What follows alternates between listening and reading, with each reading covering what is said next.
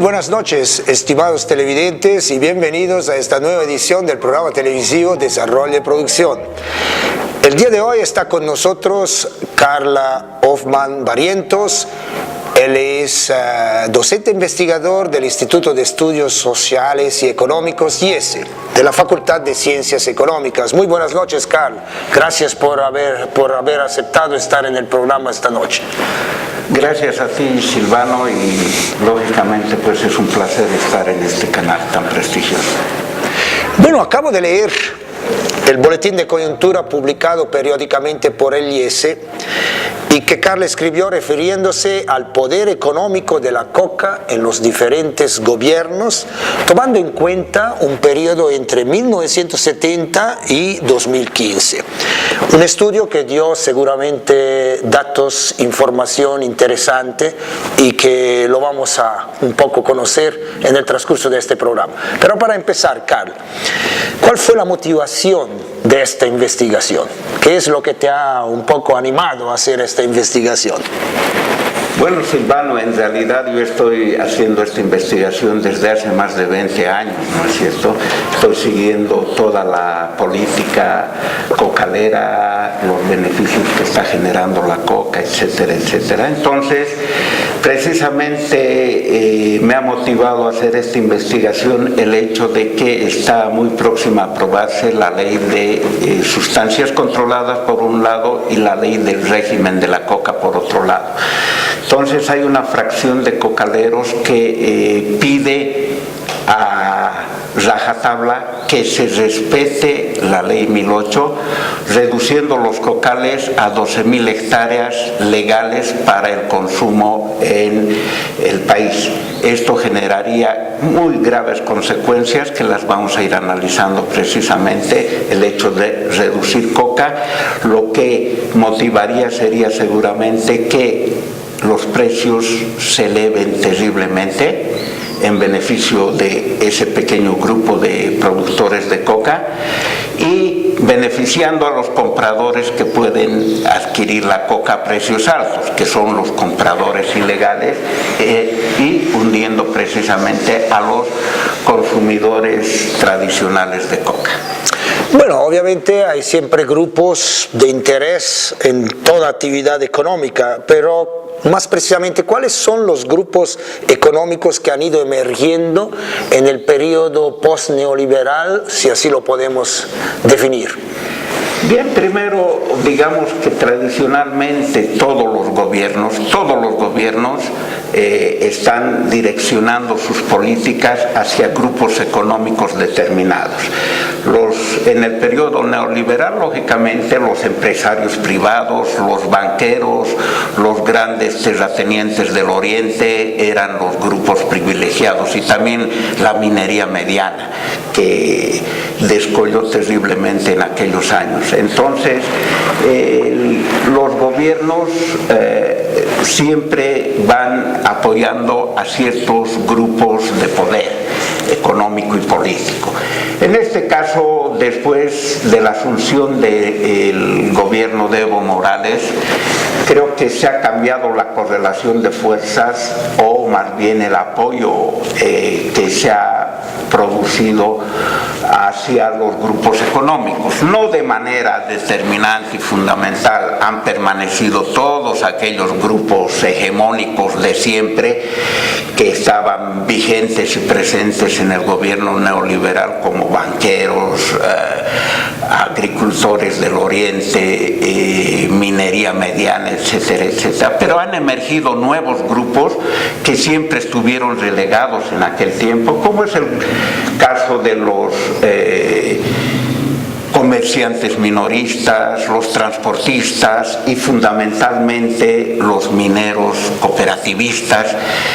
Pero al margen de ellos ha ido emergiendo un grupo de manera subrepticia, de manera silenciosa, sin que se dé cuenta la opinión pública, que han sido los cocaleros, ¿no es cierto? Entonces, los cocaleros también han empezado a emerger, aunque vamos a ver de que no había sido que emergieron durante el gobierno de Evo Morales, sino que su emergencia data desde 1970, en la época del auge del narcotráfico, narcotráfico con el gobierno de Banzer, más bien.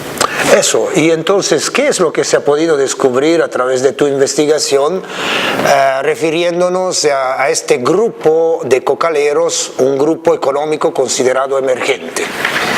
Bien, creo que es importante manifestar primeramente cómo han ido creciendo los cultivos de coca a lo largo del tiempo.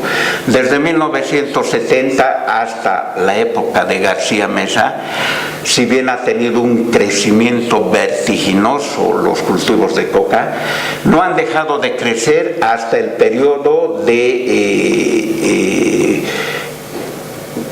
Banzer, Quiroga, ¿no es cierto?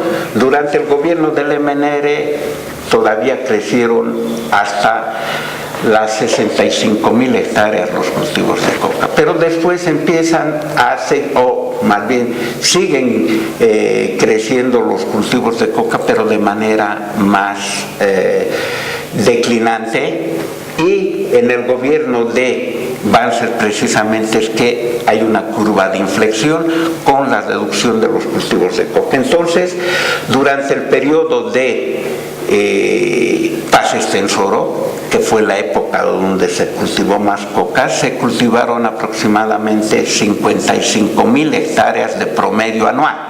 Bueno, durante la época de Víctor Paz Estenssoro, quiere decir 1985, ¿no? Del 1985 Correcto. Adelante, ¿no es cierto? Entonces, más o menos 56,000 hectáreas de coca anuales se cultivaron durante los 4 años de gobierno de el presidente Paz Estenssoro. Esto bajó sustancialmente hasta las 22,000 hectáreas durante el gobierno democrático de Banzer Quiroga, porque allá existía la premisa de coca cero para el trópico de Cochabamba, coca cero para todas las zonas excedentarias. Es así que se bajaron a 22,000 hectáreas de promedio. La situación donde se produjo menos coca precisamente estaba en 15,000 hectáreas en el año 2000, precisamente cuando el gobierno de Banzer creyó que se eliminaron totalmente los cultivos de coca en el trópico de Cochabamba, aunque existían todavía 3,000 hectáreas de coca. Y podemos decir de que en el gobierno de Evo Morales hay un promedio de 25,000 hectáreas de coca cultivadas, todo esto según fuente de la UNODC, Naciones Unidas, que hace el monitoreo de cultivos de coca desde el 2001 en Bolivia. Y en términos generales, Carl, ¿cómo han ido fluctuando los beneficios económicos generados a las organizaciones productoras de hojas de coca? Bueno, aquí tenemos también un concepto que es interesante, no es solamente beneficios, sino se transforma en un poder económico. Y bueno, esto considerando, como ya estás un poco analizando, los diferentes gobiernos desde 1970. Bien, creo que es importante manifestar de que qué cantidad de volúmenes de hojas de coca se produjo durante cada uno de los gobiernos, ¿no es cierto? Sin entrar a promedios, vamos a decir que durante el auge del narcotráfico en el trópico de Cochabamba y posteriormente se cultivaron durante el gobierno de Paz Estenssoro más de 550,000 toneladas métricas en los 4 años de gobierno. O sea que se produjo más coca que nunca en un periodo gubernamental.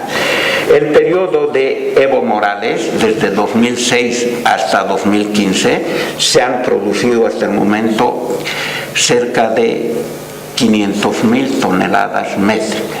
Suponemos que el año 2016 ya se ha llegado al primer lugar, pero hay que considerar de que son 10 años de producción de hojas de coca, ¿no es cierto? El periodo donde se produjo menos coca es el de Sánchez de Lozada, el último gobierno de Sánchez de Lozada, bueno, que fue menos de 2 años con 82,000 toneladas métricas de coca. Eso nos puede llevar a pensar de que los ingresos globales que se generaron fueron mayores durante la época, digamos, de Paz Estenssoro.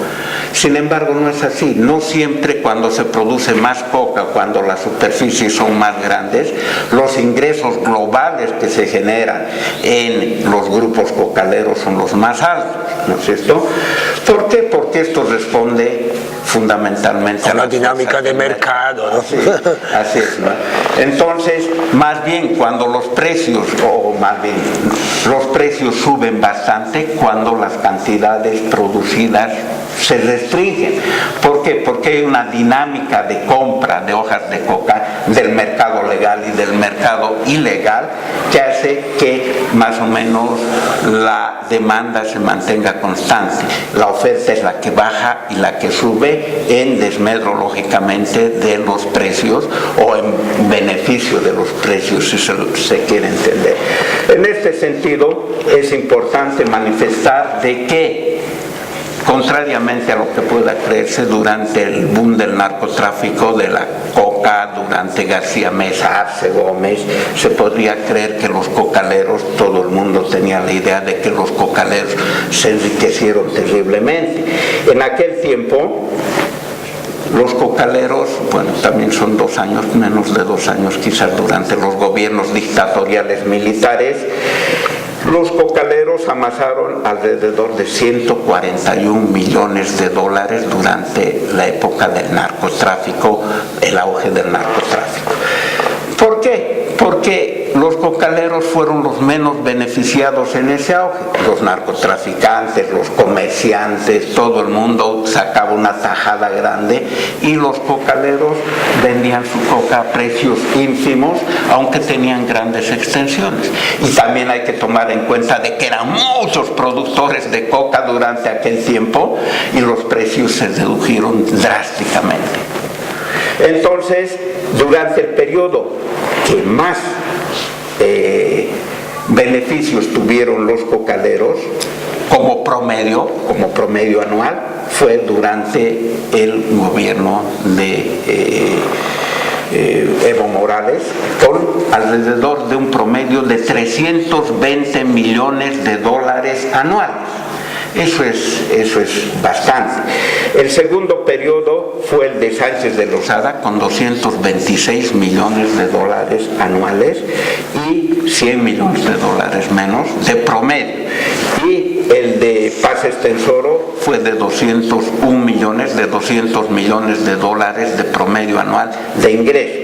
Ahora, ¿qué varía aquí? Varían la cantidad de cocaleros, lógicamente. Hay en unos periodos como el de García Meza, Arce Gómez, que había muchos cocaleros, habían más de 300,000 habitantes en el trópico de Cochabamba y por lo menos 100,000 eran cocaleros. Entonces, hay que tomar en cuenta que los ingresos individuales se fueron reduciendo bastante. Pero lo importante aquí es ver, además, cómo los cocaleros fueron amasando, fueron agregando sus recursos en todo el tiempo de cada uno de los gobiernos, ¿no es cierto? Entonces, el gobierno de Evo Morales, durante el gobierno, los 10 años analizados de 2006 a 2015, los cocaleros amasan alrededor de 3.200 millones de dólares. Es en 10 años que se agregan esta cantidad de dólares, ¿no es cierto? El segundo lugar lo detenta el gobierno de Sánchez de Lozada, o más bien de Paz Estenssoro, con alrededor de 800 millones de dólares, ¿no es cierto? Entonces, son cifras que nos van dando una imagen. Esos 800 millones de dólares amasan en 4 años. En cambio, los 3.200 millones del gobierno de Evo Morales son producto de 10 años de explotación de los cultivos de coca.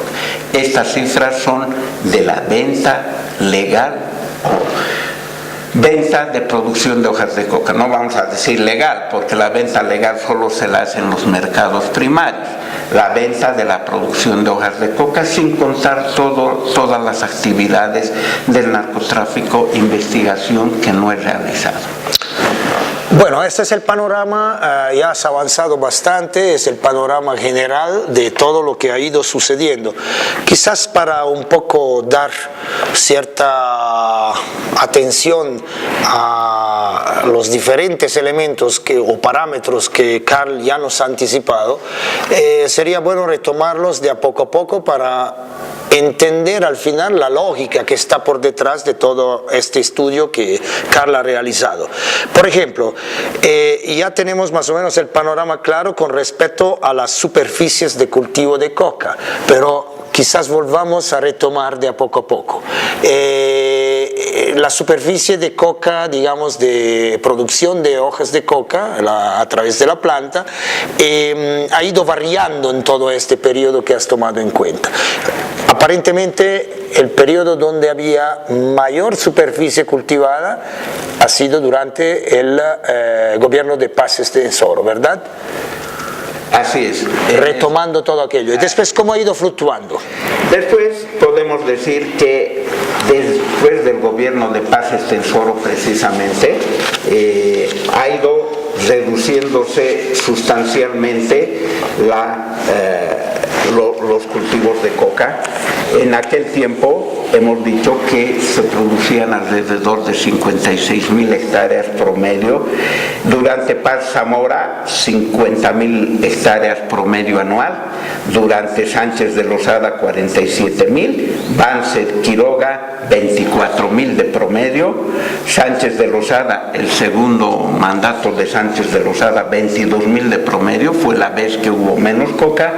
Y Mesa Rodríguez Belcé, 26.500, y Evo Morales también en 26.500. Entonces podemos ver de que ha habido evidentemente una reducción de cultivos de coca, lo que no ha hecho que bajen los ingresos monetarios de los productores de coca. Contrariamente a lo que podía pensar, si hay menos coca, más bien se incrementaron de manera sustancial los ingresos. ¿Por qué? Porque la tonelada métrica en este momento de coca cuesta $10,000. En la época de Sánchez, o más bien de Paz Estenssoro, la tonelada métrica de coca costaba menos de $1,000, $800, $900. O sea, se ha multiplicado más de 12, 11 veces el precio de la hoja de coca, ¿no es cierto? Y estos datos promedio de superficie cultivada anual están referidos a superficies, digamos, legalmente consideradas. ¿No se toma en cuenta o es todas las superficies donde todas están? Todas las superficies monitoreadas por el programa de Naciones Unidas, es el F57 que hace el monitoreo de cultivos de coca. Todas las superficies monitoreadas es coca legal, coca ilegal. La coca legal, según la ley, en este momento es la coca, las 12.000 hectáreas de la ley 1008. El resto de la coca cultivada es ilegal porque no existe ninguna ley. Existe un acuerdo, lógicamente, para que los productores del trópico de Cochabamba, formulada en 2004 durante el gobierno de Mesa, esa ley hace que los cocaleros del trópico puedan tener hasta 3.200 hectáreas en primera instancia, y el gobierno actual amplía esa cifra a 7.000 hectáreas, pero ese es un convenio, un acuerdo, un decreto, no es una ley que legitime la producción de hojas de coca. Entonces, yo creo que tu estudio nos ayuda a romper ciertos paradigmas, ¿no? Primer paradigma que hemos roto, no es que disminuyendo la superficie de coca, cultivada de coca, va a disminuir, digamos, la ganancia, el retorno económico de los productores. Es un primer paradigma que tenemos un poco en claro. Viendo los volúmenes que ya has anticipado un poco, ¿cómo fluctuó el volumen de producción de coca? El volumen y las superficies tienen una correlación extrema, es decir, ¿por qué? Porque ¿qué es el volumen? Es el rendimiento de las superficies, y el rendimiento ha ido casi constante. Ha mejorado un poquito el rendimiento, pero se puede decir de que hay una correlación bastante amplia con lo que es las superficies. En ese sentido, los volúmenes de producción muestran exactamente la misma curva que las superficies de cultivo. Quisiera yo manifestar nada más un punto que creo que es importante aquí. A ver, ¿qué gobiernos favorecieron más a la emergencia de los grupos cocaleros y cuáles gobiernos favorecieron menos? Todo el mundo cree que el gobierno de Evo Morales fue el que favoreció más.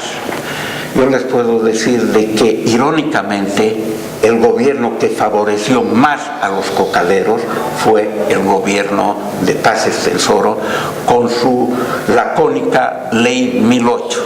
La Ley 1008 los catapulta económicamente a los productores de coca. ¿Por qué?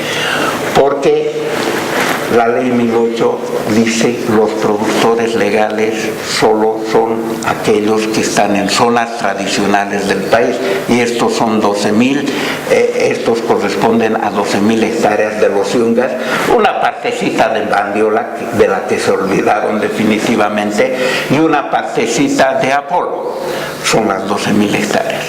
Entonces, ese hecho hace de que los cocaleros de yungas se crean dueños del cultivo de la coca, dueños absolutos, omnipotentes del cultivo de la coca. Son los únicos que pueden cultivar coca. A eso se implementan las media legalizadas hectáreas del trópico de Cochabamba, y se dice la producción de hoja de coca. Los organismos internacionales dicen tiene que bajar a volúmenes demandados por el mercado legal. Entonces, esta Ley 1008 dice, creó una especie de cartel monopólico de la coca. Ustedes son los únicos que pueden producir hojas de coca, y en este sentido ustedes son los privilegiados. Sin saberlo, lógicamente, porque estaba apoyada esa política por el gobierno norteamericano. Entonces creó un grupo emergente, una fracción poderosísima, a la que tenía acceso al cultivo de la coca. Los únicos que podían cultivar coca, un monopolio, como no se da en ningún otro cultivo, ¿no es cierto? Ustedes son los bien favorecidos con el cultivo de la coca, y nadie más que ustedes puede producir coca. Entonces, una protección monopólica para que ellos produzcan coca de lo más feliz. Entonces, fue la medida que los catapultó y favoreció. Lógicamente, después de esa medida todavía se seguía produciendo mucha coca, pero en los últimos años, especialmente con Banzer, se trató de ajustar esa medida para que los cocaleros produzcan muy poca coca. Entonces, es evidente de que los gobiernos de alguna manera hicieron algunos esfuerzos para favorecer o no a los productores cocaleros. Este último gobierno, y se dieron cuenta los cocaleros de que cuando producían menos coca tenían más ingresos, porque también los cocaleros eran menos, cada vez se privilegiaba a menos cocaleros. Entonces, no es si es importante las políticas de cada uno de los gobiernos, no es determinante. Lo determinante es las fuerzas del mercado que hacen que se genere más ingresos o menos ingresos con el precio de la coca. Hay los organismos internacionales y cierto tipo de cocaleros, especialmente de los yungas, que dicen, señores, se tiene que respetar la ley y tenemos que bajar hasta volúmenes demandados por el mercado legal. La última información del mercado legal es de 20.000 toneladas métricas. Eso significa las 12.000 hectáreas de los yungas y unas 2.000 o 3.000 hectáreas del trópico de Cochabamba. Entonces, si bajamos a ese nivel, ¿qué vamos a hacer? Vamos a hacer que los precios de la hoja de coca se disparen terriblemente. ¿Y quiénes van a poder adquirir esa coca a precios caros? Los consumidores ilegales. Los consumidores legales van a tener que desechar la coca, o solo los consumidores legales que puedan acceder a pagar esos precios van a hacer. Entonces, lo que estamos haciendo es crear un poder económico cada vez más fuerte, más monopólico y más elitista. Van a ser menos los productores de coca, sus ingresos se van a multiplicar. Quizás como conclusión podemos decir que los productores de yungas en este momento reciben alrededor de 5.000 bolivianos mensuales de ingresos de la coca, solo de la coca.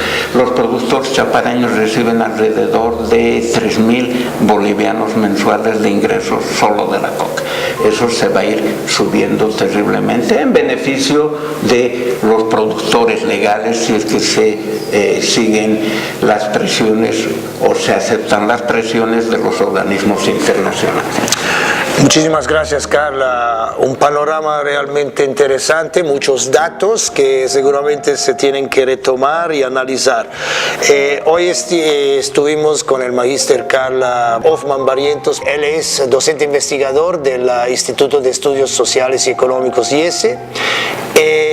Hoy tocamos un poco el aspecto de lo que ha ido significando en los diferentes gobiernos el poder económico de la coca, tomando en cuenta un periodo entre el año 1970 y el año 2015. Bueno, conocimos valores referidos a las superficies de coca cultivada, conocimos valores referidos a los volúmenes de coca producida, es decir, esto está un poco relacionado con, como nos ha dicho Carl, con los rendimientos, y también conocimos la oscilación del número de cocaleros que fueron un poco así empleados, si podemos decir así, ocupados en ese digamos, sector de la producción de hoja de coca. Estimados televidentes, esperamos que este programa haya sido de su agrado. Hasta una próxima oportunidad. Muy buenas noches.